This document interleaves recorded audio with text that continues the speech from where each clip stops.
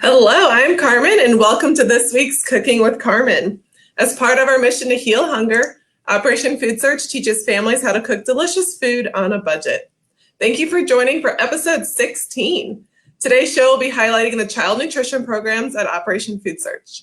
To talk about our child nutrition programs and to make two simple family-friendly recipes, I have a guest on the show with me today. Melissa Weissler is the Child Program Nutrition Manager. In her role, she oversees all of our child nutrition programming, which includes Operation Backpack and the USDA-sponsored summer meals and at-risk after-school meals programs. Melissa started her career as an insurance underwriter, but quickly realized she wanted to be in a field that most closely aligned with her personal and professional interests. She transitioned to the nonprofit sector after obtaining a Master in Public Health degree from Mizzou in 2011. Fun fact, she started at Operation Food Search as a nutrition educator before being promoted to manager. Welcome, Melissa. Hi, Carmen. Thanks for having me today. I'm so excited.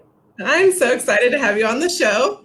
So today I mentioned we're talking about the child nutrition programs. And 2 episodes ago, I had Brooklyn on the show, and she talked all about the Operation Backpack program, which is one of the programs that you manage. But can you give our viewers an overview of the other child nutrition programs provided by Operation Food Search?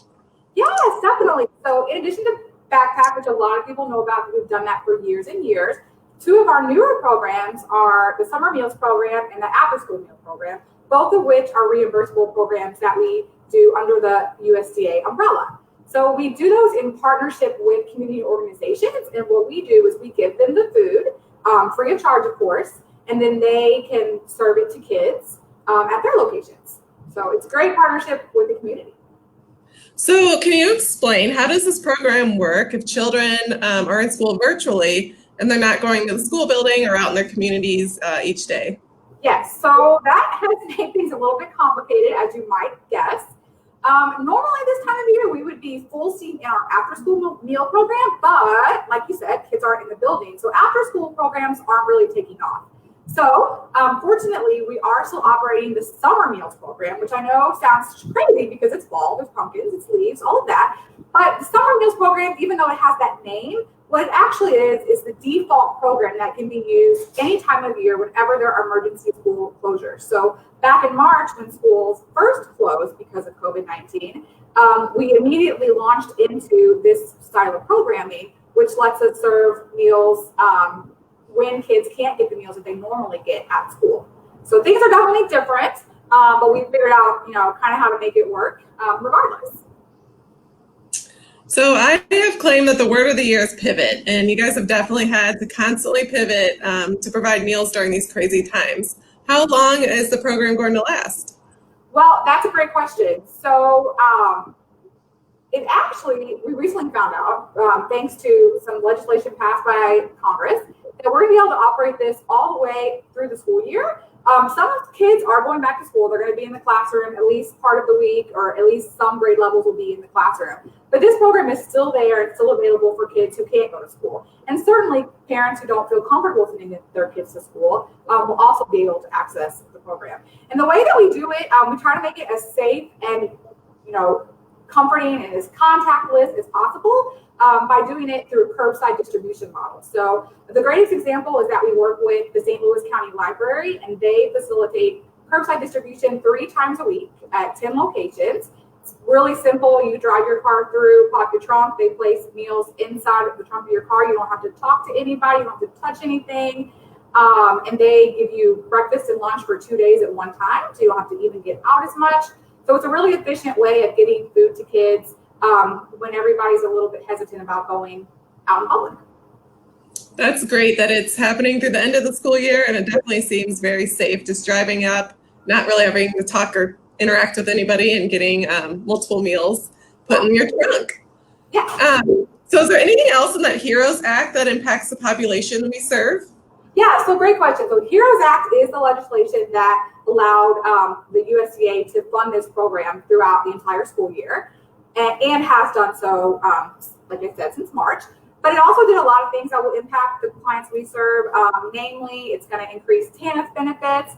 It's going to provide an emergency period where benefits are increased for food stamps, which is formerly known as SNAP, and also the WIC program. So, and then there's some other things in there, assistance for housing and things like that. So the kids that we're serving through all of our programs hopefully can stay in their homes, stay fed, and they'll be able to weather this economic storm that's been created by COVID-19 as best they can.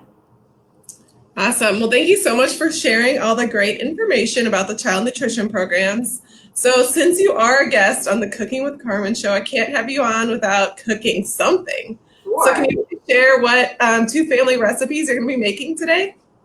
Yeah, so we're going to make 2 very simple things. I have small children at my house, so everything I make has to be quick.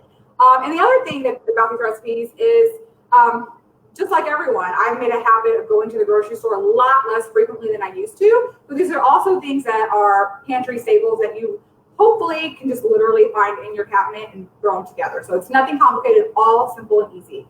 The first thing that I'm making is a snack that my kids love, and I like too, crunchy roasted peas. So if you ever made crunchy roasted chickpeas, it's the same concept, but it's a little bit different because you get, the benefits of a green vegetable. So very simple.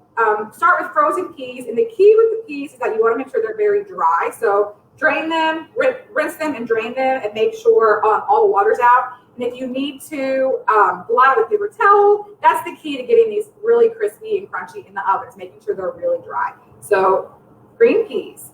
Also some spices, and now you can use any mix and blend of spices you want to. I like things to be spicy, not too spicy when I'm making this for my kids. So the spice element is some smoked paprika here. And then other basic things that you have at home, salt, olive oil, and garlic powder. That's it. So I'm going to start by, and also, as much as I can not dirty too many dishes, all the better. So I'm going to make this all right on the sheet pan. So that's pretty simple. Grab a sheet pan. You need a teaspoon of oil and your peas. So add those to your sheet pan. Toss them in the oil a little bit. Nice and coated. And then this is my seasoning blend again. I use smoked paprika, salt, and garlic powder. Give that a nice coat. So essentially kind of what you're doing with this recipe is you're getting the moisture out. You're basically dehydrating these. They do need to be watched towards the end of the cooking period because that's when they may start to get too burnt. My oven cooks hot. You want to preheat your oven to 375. I usually find on my oven, I cook it at that temperature for about 30 minutes, and then any additional time, I typically turn it down to about 350. But that's really it. Very simple, right? So stir that up really good so the seasons are nice and coated. Pop that in the oven for 30 minutes to begin. And then at the end of 30 minutes, check your oven, take it out, give it a nice little shake, or stir it with a spatula and see how they're browning on all sides. And then depending on how your oven is doing, you may want to give them an additional 15 to 20 minutes so they get nice and crispy. So that is the key. So one sad part I will show you is they have, of course, peas are beautiful, green, and vibrant. When you put them in the oven, they do turn a little brown. So it's a little sad, but they still maintain some of that nutrition. Don't worry about that part. But here is your finished product. If you can hear the sound. They actually are really crispy, crunchy, nice little crunch. These are great just to kind of pop in as a snack. And they also really great salad topping, so you can do things like that with them as well. So they don't last very long, I will tell you that. You can store them in an airtight container, and they'll stay fresh for a while. But typically, in my house, they're gone, within a day, if not sooner. So.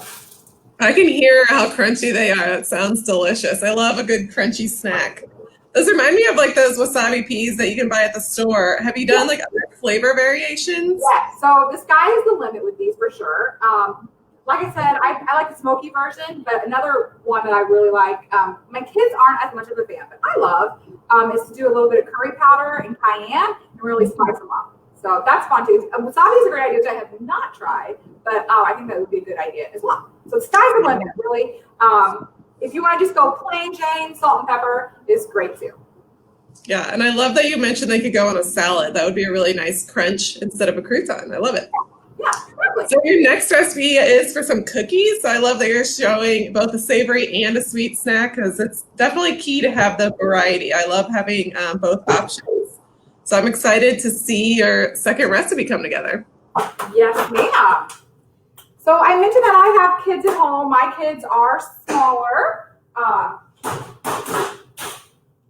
So this is something that really comes in handy with them. It's low sugar. I try to avoid sugar, extra sugar at least. So this, because it is a banana snap cookie, it includes the whole grains of banana, and then your sweetness really mostly comes from a banana. You want a really ripe banana for this.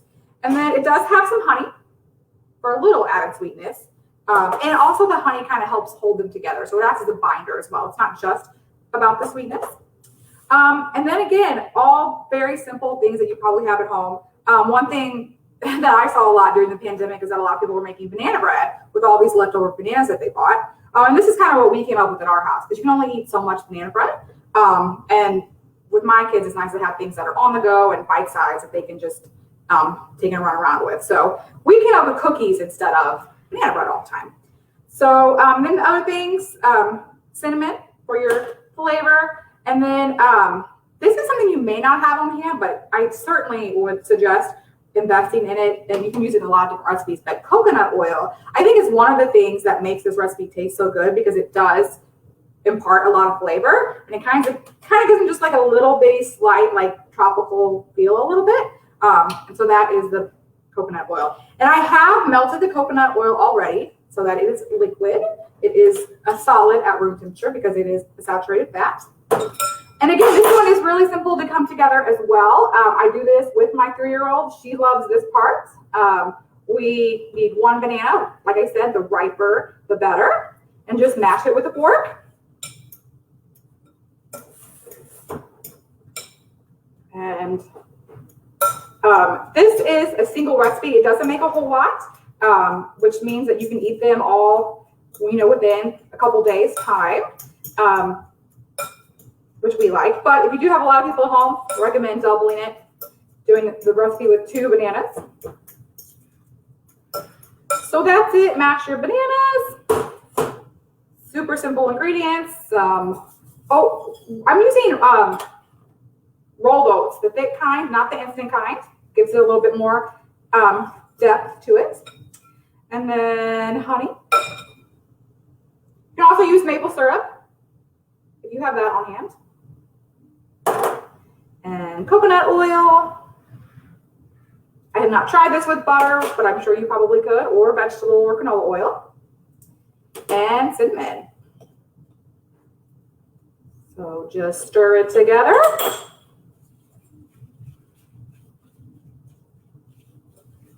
Like so.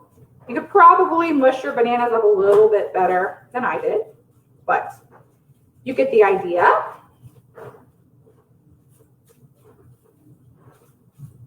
And then you just want to drop them onto your baking sheet in spoonfuls. And this isn't a traditional cookie where there's, leavening agents like baking powder or baking soda. So they're not going to change size much at all from what you put on this pan. So you want to make sure you kind of smash them out. They're not just heaps on the pan. And Melissa, have you added other ingredients to it, like nuts or dried fruit or chocolate chips? Well, I have not. I've always thought that chocolate chips would be a great addition. So if you're making them for yourself or maybe for older kids, I definitely would say try the chocolate chips. I haven't, just because chocolate chips and toddlers is a pretty bad combination. You will find out soon, Carmen, with your child. He's a toddler now. He just turned 1, but we haven't had cookies yet. Yeah. Well, these are a great starter cookie, because there's not, like I said, there's not a lot of sugar, and it's things that you would give him to eat anyway. Like he probably eats oatmeal, probably eats banana, so it's things he normally eats anyway, just in a cookie form. Yes, and I love that you said that kids can help mash up the banana. So my son's not old enough for that, but My nieces love helping in the kitchen. They can definitely get a fork and get to mashing. It's fun. Exactly, yeah. The best you can keep their little hands busy, the better. So that's it. Goes into the oven just like that. When you pop them out, they brown. Of course, they're gonna brown. Is it TV magic? TV magic. Just came out of the oven. You can smell the cinnamon. It smells a little bit like banana bread because a lot of the same ingredients, just a lot less sugar and less carbs because you're only using oats instead of flour and all the other things. So it looks awesome. And I smelled them earlier and you can smell the cinnamon. I love that. yeah. So both of the recipes you made today are so simple and they look so family friendly, easy, and delicious. I'm excited to try both of them today. So at the beginning of the show, you shared a lot of great information about how the child nutrition team has had to pivot during the pandemic to continue to provide meals to children across our region. So if any of our viewers want to get involved in this program, what can they do? Great question. So we are actually looking for volunteers actively right now. We are continuing to do the food distribution with the St. Louis County Libraries, and it's 3 days a week for 2 hours, so it's not a major time commitment, but we're looking for people who are committed to attending and coming to help out at least once a week until we finish. And if you want to do that, go to our website. If you look on our website, there's a tab called How I Can Help, I believe, and the first thing says volunteer. Click on that. It takes you on to a full listing of all of the volunteer opportunities that we have here at Operation Food Search. But I certainly would love to have anyone who's interested come out to the libraries to help us with that. Definitely, the staff has done that program for months now, and we've used a little help. So we'd love to have you on board. Awesome. I love that we're ending with a call to action, and I'll be sure to put the link to the volunteer page in the comments on this video. And thank you so much for coming on the show today, Melissa. Thanks, Carmen. This was really fun. I'll see you again soon. Bye. So I hope you enjoyed today's show and learned a lot about our child nutrition programs. Remember to like our page if you haven't already, and comment below if you have any questions or if you made today's recipes.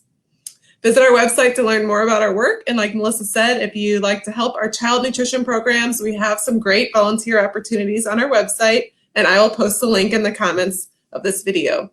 I'll see you in 2 weeks for the next episode. Stay healthy and happy Wednesday.